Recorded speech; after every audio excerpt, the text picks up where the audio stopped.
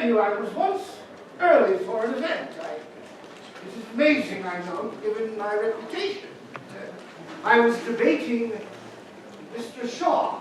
You must recall, you know, John Bernard Shaw. Yes.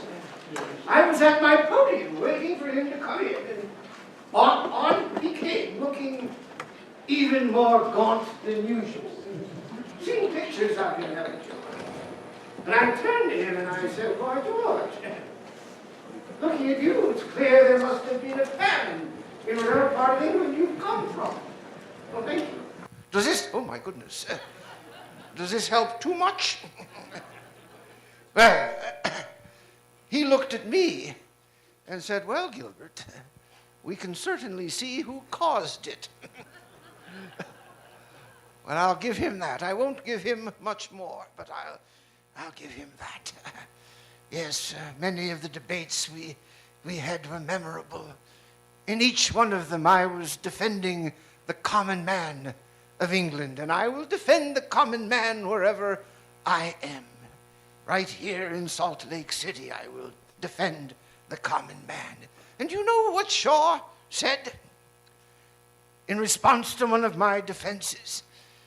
He said, "Gilbert, the only feeling I have for the English common man is a desire to abolish him and replace him with someone sensible." Yes, that's what he said. You see, these utopians have no respect for the ordinary fellow, for the ordinary creed-making, beer-drinking, ever-loving, ever-sensual common man. As he should have done. Well, he should have taken a lesson from Christ himself, shouldn't he? After all, what did Christ do when it came time to found his church? Or better yet, what didn't he do? He didn't turn to the brilliant Paul, did he? Nor did he turn to the mystic John. Instead, he turned to a shuffler, a coward, a snob, in sum, a man. And on that rock he built his church, and the gates of hell shall not prevail against it. Yes, whenever I think of Shaw, H.G. Wells, or others of my utopian friends, I think of a little game I once invented. It's called Cheat the Prophet. And here's how it works.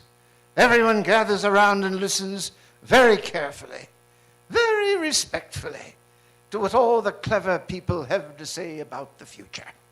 Oh, they listen very thoroughly. And then they wait for all the clever people to die and bury them nicely and go on and do something else. What do the clever people know about the future? Nothing. What do I know about the future? Nothing. I know that we're sure to be wrong about it if we're wrong about the past. I also know that the future is a dead thing. It's the past that's alive. Alive with things sprawling and struggling. Alive with real alternatives. Yes, if we want to consider great surprises, if we want to encounter them, we must consider the actual ways of our grandparents rather than the possible ways of our grandchildren. If we want to experience the wildest emotions of novelty and astonishment, we can find them only in moldering stones and faded tapestries, in the records of the ancients, or in their tombs. But Wells and Shaw disagree as they look forward to the future with ridiculous enthusiasm.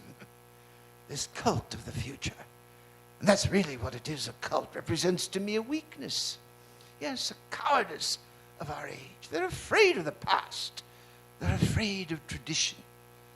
And what is tradition but the democracy of the dead?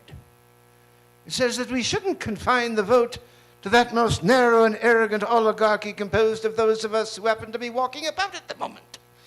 It says that we should give the vote in a way to that most neglected class of persons, our ancestors. But Wells and Shaw disagree as they look forward optimistically to the future. I am not an optimist, and for that matter, I'm not a pessimist. They're both fatalists, aren't they, when you think about it? both optimists and pessimists. What do optimists say? Everything's going to turn out just fine, so we don't have to do anything. And pessimists say everything's going to turn out terribly, and there's nothing we can do about it. So really, they're the same, aren't they? There's only one difference between them. An optimist is someone who thinks everything is good about the world, except the pessimist. And the pessimist is someone who thinks everything is bad about the world, except himself. Yes. That's the trouble with pacifism, too, isn't it? And imperialists, they're really the same, aren't they? They say, the imperialist says, no one can resist us. We are inevitable. And the pacifist says we should do nothing, because it's all somehow inevitable. Well, I disagree. We have this thing called free will that makes a tremendous difference. It can. And after the Great War, yes, I read books about pessimism, of the decline of the West. There was a time, you see, when nations were accused of sinning, where nations could be said about them that they suffered. Now, like a man, now they decay like cheese. Well, if you say a society is in decline, you're probably saying it was never alive. Or maybe you're saying it's already dead. No, we must fight. And we must fight on all kinds of levels. Yes.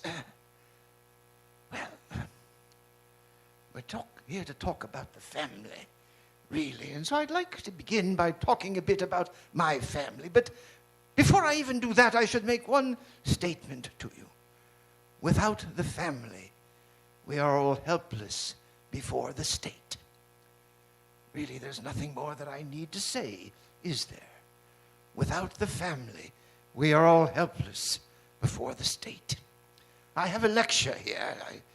I've been notorious for not quite ever getting to the lecture, but you've come here, I understand, to hear a lecture, so I'll try to get to it. As long as I can remember, I have loved edges, boundaries, frames, these lines that bring one thing sharply against another. Here I am, and there you are. And I should think somewhere right here will be the line between us. In fact, might we make a promise to one another before I proceed any further this afternoon? I pledge to you that so long as we are together today, I shan't cross this imaginary line. Will you promise to be similarly bound? Well, good. Now that that is done, we are ready for great possibilities, even adventures that are really, really quite limitless. Limitless? Didn't I just say that I believe in limits, in boundaries, in frames? Yes, I did. Does that seem contradictory to you? It doesn't to me at all.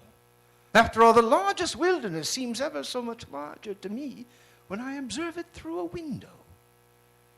Why, look at me. Do I seem large to you? It's only an illusion. I just appear this large because this little makeshift stage up here is your window. You don't believe me, do you?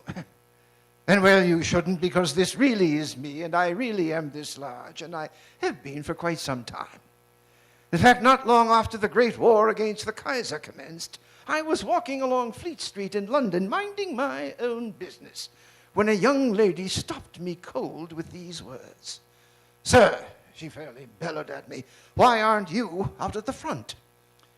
To which I replied, "Young lady, if you kindly step around this way, you'd quite plainly see that I already am out at the front." And on my way here, I was having difficulty getting into the taxi cab, when the driver came around to help me in and said to me, "Mr. Chesterton, maybe it would help if you got into the cab sideways." I turned to him and I said, "Young man, as you can plainly see, I have no sideways." But the point remains a valid one, doesn't it? What do you see when you stand in the open air and gaze up at a mountain range? I tell you what I see. I see utter puniness. But that same mountain range, when I observe it through a window, suddenly looks wondrous, majestic, immense. My father taught me that lesson when I was very young. He built me a toy theater, which I loved, both because he built it and because it was so very small. You see, only in very small spaces can you fully comprehend very big ideas. After all, in the narrow streets of Florence, Dante thought there was room for heaven and hell and purgatory. And in our little theater, I discovered romance, wonder, and terror, and all brought to me by my father, the man with the golden key, we called him. My father was really a man of many hobbies. Oh, he earned a living, too. He helped to sell houses whenever the mood struck him. But in the main, he was an old-fashioned Englishman who spent most of his days filling up his own house with his life. If he'd been some ordinarily ambitious millionaire who owned, what do you suppose, 50 mills manufacturing greatcoats or 100 machines spewing forth cocoa into huge vats, how much smaller he would have seemed to me. But precisely because he made something small, he never seemed small to me at all. And to this day, I thank God that my father never tried to make a career out of his hobby. That he made even 10 toy theaters. Our own little theater would have lost its importance, and he would have lost his love affair with his art, as well as his standing as an amateur. And I have for you what I think is the perfect motto for the true amateur who does what he does simply for the love of it. It is this: if something is worth doing, it's worth doing. Oh, yes, badly. Yes, you see, paradox. You need to stand things on their head every now and then. If it's worth doing, if you really think it's worth doing, if you love doing it, then isn't it truly worth doing badly? Now, that's not true of everything, of course. If you want to mount an expedition to the North Pole, you'd like it done well. But for many things in life, if you know, when I first encountered that idea, I was writing an essay on Robert Louis Stevenson. And actually, I have been accused of not doing much research when I write. But in this instance, I did a bit of it, and I discovered that Stevenson loved to paint. And not walls, I'm talking about pictures. But that he was terrible at it. But he loved doing it.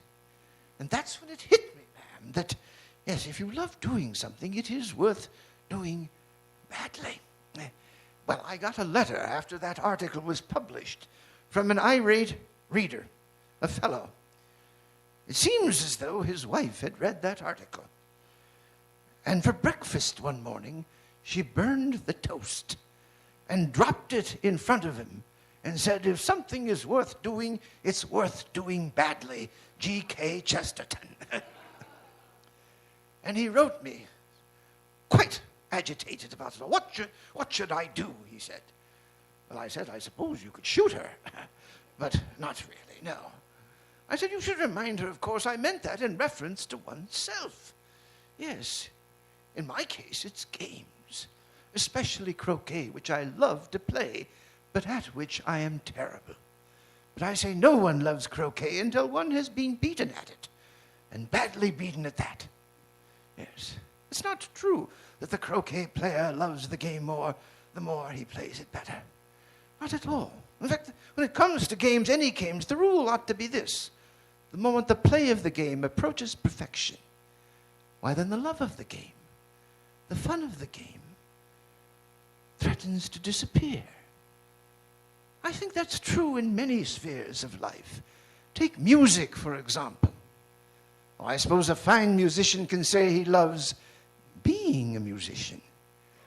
But I should think it is the bad musician who more often than not truly can say that he loves to make music. Yes. Of course, it's not true of everything in life. But it is true, I think, in many things of the home. My father found many things to do, a few of which involved making money, as did my mother. I'll hear nothing of the degrading drudgery of mothers who make puddings and pies. To make things, there is nothing greater that can be said of God or man than that we make things. No millionaire manufacturer can say that. He can just say that he pays other people to make things, and that he is making good. Making good. The phrase really makes no sense, does it? I suppose one can say that one makes good beer barrels or good pork pies, but what does it mean to say that one is making good? Worse than that, in one twist of bad logic, it tangles up two things that have stood in stark contrast to one another in every decent society throughout history, namely moral greatness and mere material success. But the verb to make is a wonderful verb, a verb that implies liberty and creation. When a man makes his way through a piece of wood, he alone has created something new. Modern people, frivolous people, really, people who have never made anything in their lives, like to talk about the narrowness, the unbearable stuffiness of the Victorian home. Nonsense. I learned to make toffee in my parents' home. How can you possibly accuse me of stuffiness? Stickiness, perhaps, but not stuffiness. Yes, I learned to make it. It was there that I also learned the true meaning of liberty. Liberty, you see, is the God in man, or at least the artist in us. But modern man conceives of liberty as something external, as something granted to us by an outside power, no doubt a government. But to me, liberty is something entirely internal, something buried in one's imagination, something waiting to be awakened, perhaps by a book. Yes, a book. Something else my father did rather well was to read aloud to us, which he did superbly, and more than was the norm even then, I might add, thereby turning me into a potential madman. What is madness, after all, but someone who prefers the symbol to the reality of something? A book is a symbol, of course it is, but it can also be a sacred object, I grant you that. In it, the largest jewels can be shut away into the smallest of caskets. Still, a book is only a symbol of man's impression of existence. And the person who has come to prefer books to life is a madman. The same fashion as the miser who prefers money to everything else. You see, money is a symbol as well. It can symbolize wonderful things such as wine and horses and the great cities of the world. And the miser is the madman who prefers mere money to all of them. I much prefer laughter and tears to money or things. For that matter, I try very hard not to take money or things at all seriously. I even try not to take books seriously, not even my own. But I must warn you, I do take ideas seriously, especially my own. And there have been times when I have been forced to take my bouts of madness seriously as well. It all began, I should think, with my father reading fairy tales about goblins and such to us when we were children. Fools tell us that it is cruel to read fairy tales about goblins and such to children. Such fools have forgotten what a child is like. What will the child do if you withhold goblins from him? He'll make them up, of course. One small child in the dark can invent more hells than Dante. But fools tell us that it is cruel to read fairy tales about things like that to children. They've forgotten what a child is like, truly. It isn't fairy tales that give the child his first idea of evil. If anything, it's fairy tales that give the child his first idea of the possible defeat of evil. Every child with an imagination has known intimately a fire-breathing dragon. What the fairy tale provides is a St. George with which to slay that dragon. So my father was far from an awful man to read them to us. And if some dreadful drone of a psychologist had come along to tell me that I carry on a childish romance with fairy tales and toy theaters, and that it has something to do with my childish father, I shall simply respond in a voice of Christian patience and resignation. Why, yes, yes, you fool, yes.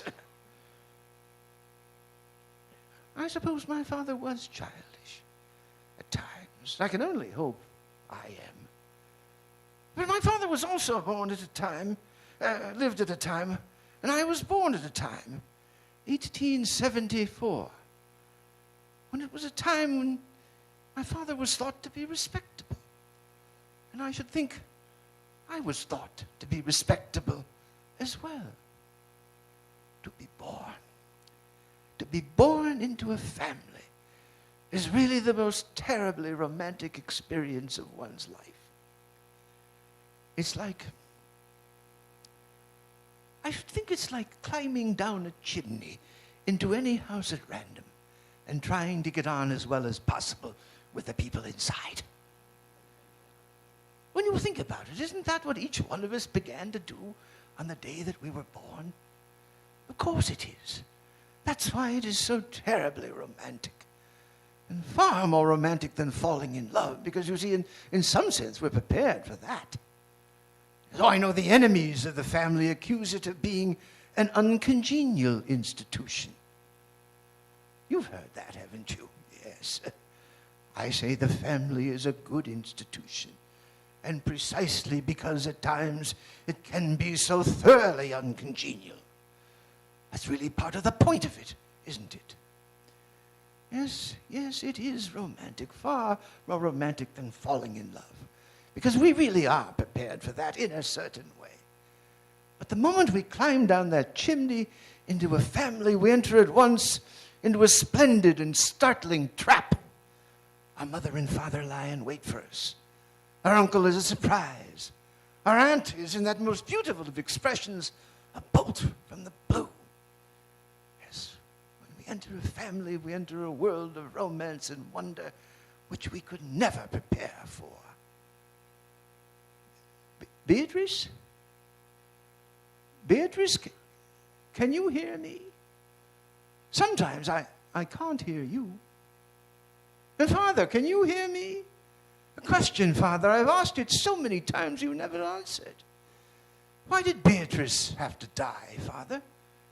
She was only 8 at the time, and I was but 3. Why, Father, why? And why did you, the man with the golden key, choose then to lock yourself up? Why did you turn her picture to the wall and sell her a few possessions? And Father, why did you instruct Mother and me never to mention her name again? Why, Father? Why? Why, Beatrice? Why?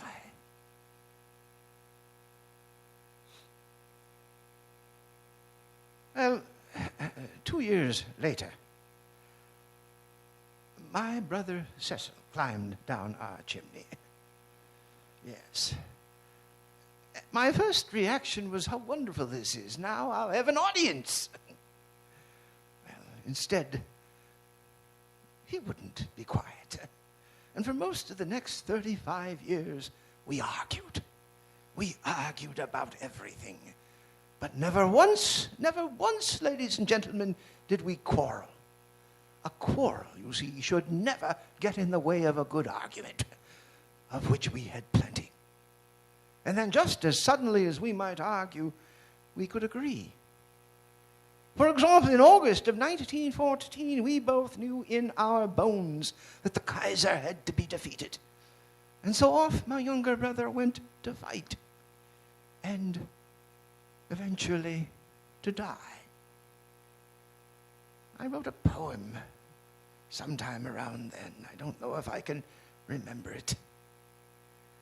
The men who work in England, they have their graves at home, where the birds and bees of England about their crosses roam, where the men who fought for England, following a falling star, alas, alas for England, they have their graves afar, where the men who rule in England in sacred conclave met, alas, alas for England, they have no graves as yet. And otherwise, I must apologize if everything else about my family was so happy, so deliciously dull and such great fun. I have no gloomy father to offer you, no suicidal mother. In short, I am simply unable to do my duty as a thoroughly modern man. That is to say, to curse whoever it was who made me whatever it is that I am. And whatever that is, I become blissfully more certain every day that it is my own fault. Certainly, I can't blame the modern school, which, thank God, I didn't attend. Schools are curious places, aren't they? Especially the modern ones. They boast of having the latest idea in education, but in truth they lack even the first. But the first idea, really, is that the young might learn something from their elders, provided they learn it dogmatically. Yes. I find it rather quaint when modern educators speak of education as being something undogmatic. No, the only true education is an attempt to get at the truth. Yes. Instead, we have them studying modern subjects such as psychology. And what is psychology but the mind studying itself instead of the truth? Psychology or otherwise, modern educators have this crazed idea that teachers should draw things out of the students, as though buried somewhere in the dim recesses of the boy's soul is a primordial yearning to master Greek accents or long division or the proper spelling of English words. Now, some things may be drawn out of the students. Squeals and grunts may be drawn out of them, provided you poke them hard enough. But a teacher will wait a very long time before drawing the grammar of the English language out of them. That you've got to put into them first. But modern educators disagree. They say that school must be enjoyed. Nonsense. School is to be endured. Boyhood is to be enjoyed. Did I use the past tense there? Really? When would I have ceased to be a boy? Certainly not when I left my parents' home for the first time, and surely not now that I am 60, and really I can think of no place in between. Especially not when I was 27 and married my Frances on my only wedding day. Only? I do not complain. To complain that one has been married only once would be akin to complaining that one has been born only once. Might I tell you just a bit? I know there's a lecture here, but a bit about my wedding day. On the way to the church, you're looking rather suspiciously at me. You're not sure you want to hear this, are you? I'm not talking about my wedding night, just my wedding day, ma'am. My wedding night actually was quite uneventful now that you mention it. We got to the hotel, and I went for a walk. I love to go for walks. All of my mental doors open up onto a world that I did not make. And so I loved to explore. And I got hopelessly lost. And by the time I found my way back to the hotel and to my bride, she was fast asleep. And I didn't think I could even awaken her so much as to apologize. And I have been apologizing to her ever since. So you see, I could talk to you about my wedding night. That was it. But my wedding day, on the way to the church, I discovered that I had bought no presents for me. And so I quickly stopped to buy two of them. The first was a revolver, and the second was a glass of milk. Now, had my Frances not known me better, she might have suspected that I had become suicidal, or a murderer, or worse than both put together, I suppose, a teetotaler. But I didn't buy that gun to murder myself or my wife. I bought it because it reminded me of some of the great adventures of my youth, just as I had once protected my parents' home against pirates.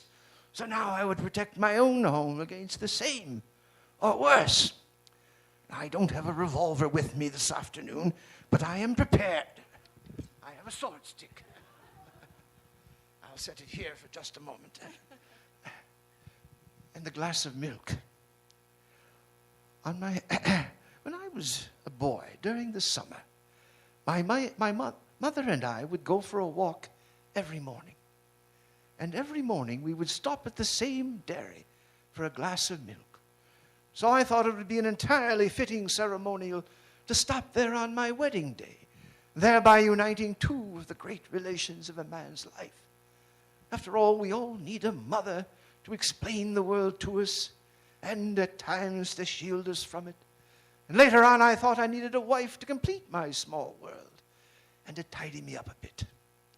Well, Frances surrendered very quickly on that one, deciding instead to make me picturesque.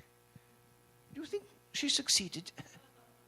Actually, I didn't really need Frances to make me wear things like this. I like wearing things like this. No man needs a wife to make him look heroic or ridiculous.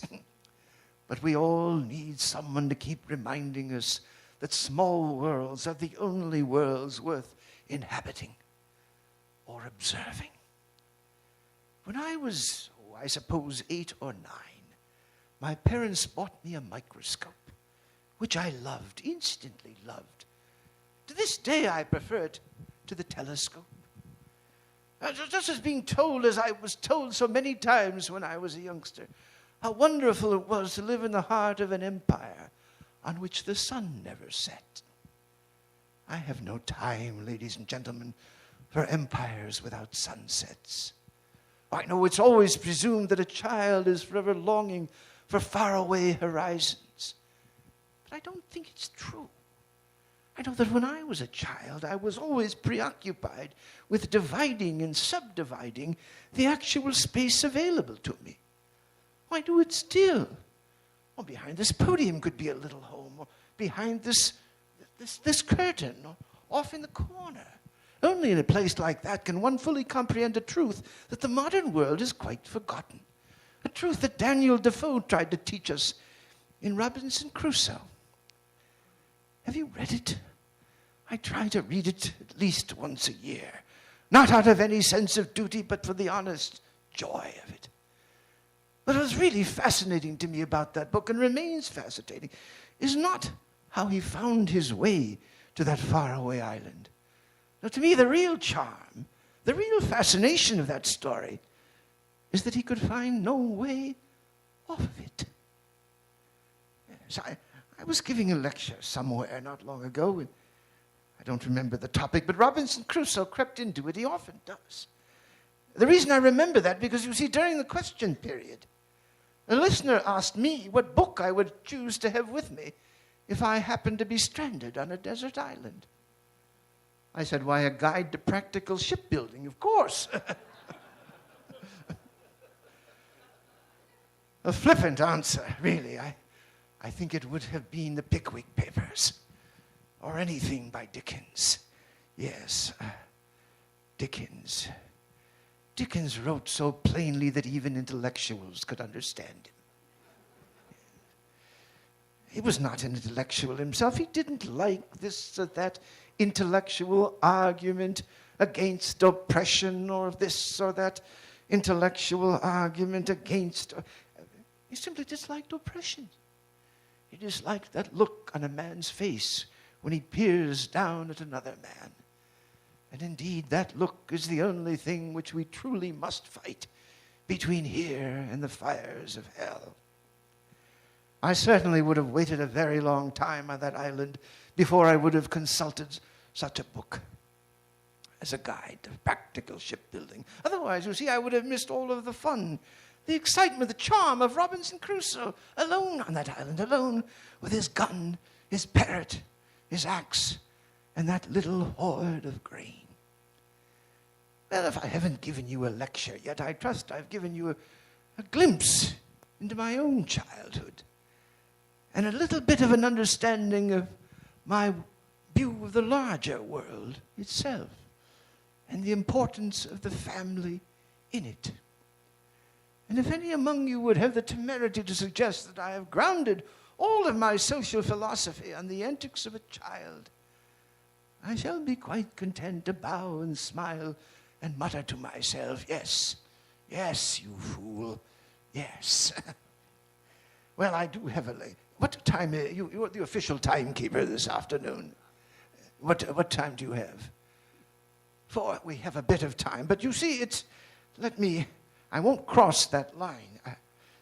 But before I lecture, I need to have a bit of a rest, if I might be excused. Just a bit of a rest. Oh, dear. Oh, yes. Oh. Oh. Oh, oh, dear. Oh, dear, where am I? And what day is it? I suppose it must be a lecture day. Every day these days is a lecture day. And what should be the topic of the hour? Francis? Francis, my schedule, Francis. Oh, no matter. Oh, dear. Let me see here. Oh, dear. Oh, it's today's lecture. Oh, dear.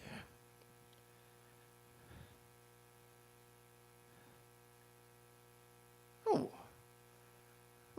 Morals. I can talk about morals. Especially the sorry state of modern morals. Where to begin? Let me think. Anything worse than the modern weakening of major morals would be the modern strengthening of minor morals. Today it is thought to be in good taste to accuse someone of bad taste, but not to accuse anyone of bad morals. Well, we can say they have bad habits, yes. We can say they make bad choices, of course. Oh, in this day and age of eugenics, we can say people have bad genes. But bad morals? Never. Now, what would I do if I were a good modern man of good modern minor morals? I'd get up, wouldn't I? And after visiting the water closet, I would wash my hands. That's a good modern minor moral. Cleanliness. Cleanliness today isn't next to godliness. It's become godliness. So is eating food that is thought to be good for us. I think I should have another toffee instead. Yes. I know modern man says that care is the way to health. To me, the mark of a truly healthy man ought to be carelessness. We ought to take exercise, not because we are too fat, but because we love horses and high mountains and risks in general. And we ought to eat because we have a good appetite to satisfy, not because we want a sound body to worship. So far as I'm concerned, there is more goodness and simplicity, more honesty and health in the person who eats beefsteak on impulse than in the person who eats grape nuts on principle. Eating for health is just one more modern minor moral. So is getting up early in the morning. After all, who rises with the rooster, and why should we admire them? Misers, I presume, get up early in the morning, and burglars, I've been told, get up the night before. But I say let people get up whenever they wish, and once they are up, let them eat whatever, whenever, and wherever they wish. All bad habits, you say? I say there's something quite alarming in this modern world of ours about the growth of good habits. Besides, the things that should be constant in our lives are our principles, not our habits. But modern man has it the other way around. His principles, such as they are, always seem to be changing, and his up and out of bedtime and his lunchtime never changes. Anyone can get used to rising at the same boring early hour every morning. The question is, why should they? Especially when so few among us try to lead principled, heroic lives once we are up. I dare say I shall perform some act of great heroic virtue when I get up, but not yet. Lying in bed would have been an altogether perfect experience if only I had a colored pencil long enough to draw pictures on the ceiling. Then great art could be performed at the same time. Of course, lying in bed itself is a great art. And if anyone would wish to perform this art with me, they must be sure to do so for no reason at all. And when they get up, they should do so for no reason at all. Well, now that I am up, I suppose I should have a reason for being up. Francis, my lunch. Oh, if the feminists could hear me shout that, how they would object mightily. At least I hope so, because you see, I object to much of modern feminism, and the rest of it I find amusing. Think what the emancipation of England has meant for thousands of young girls, all about your age. I don't mean to be picking on you, but rose up, I don't know if you would have one of them, thousands of young girls rose up all at once to shout, "I will not be dictated to," and then promptly went out and became stenographers.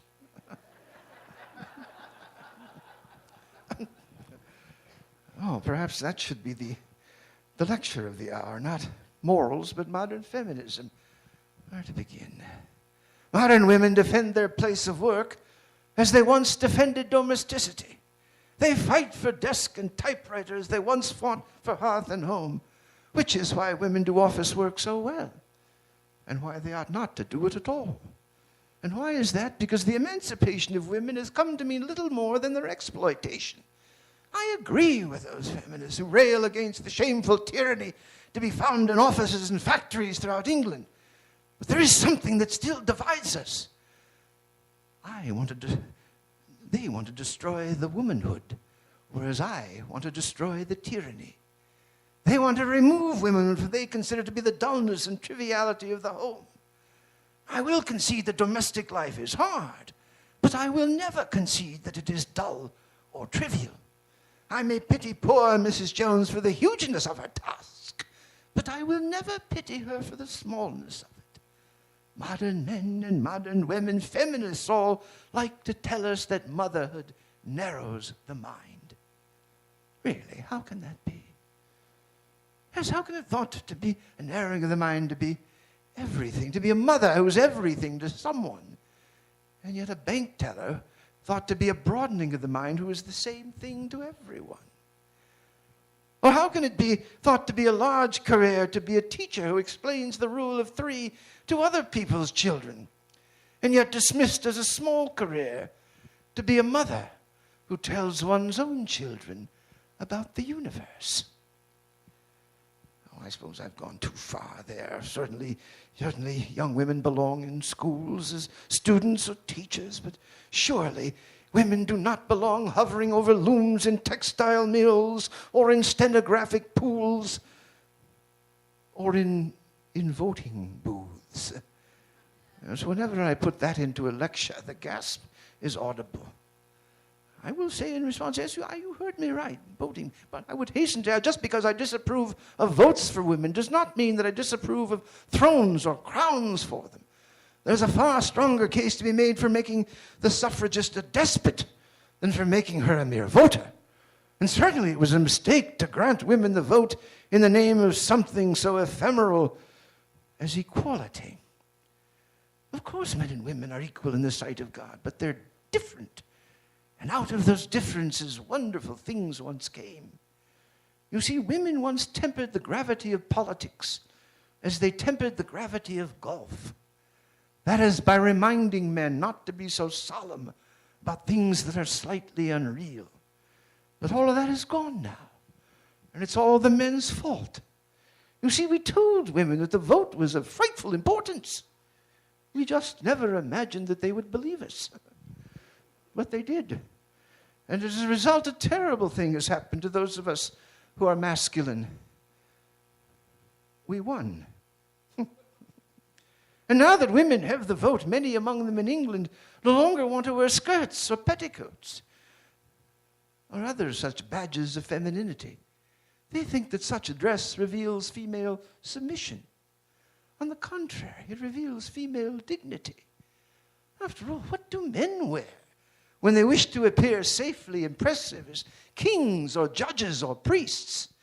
They wear not just skirts and petticoats, but long flowing robes of great female dignity. The whole world is under petticoat government, because even men wear petticoats when they truly wish to govern. But look what else is happening in England, and I fear in your country as well, the birth control movement. Yes, the birth control movement and eugenics. As far as I can tell, what it's coming to mean in England is fewer and fewer births and less control. And what they really, of course, should be talking about is birth prevention. That's, of course, what they're after, isn't it? Birth prevention, but they don't have the nerve to say birth prevention. And so they hide behind the euphemism of birth control, don't they? And really, the eugenists really ought to do, they ought to be in favor of as many births as possible. And then we could do as we do with cats.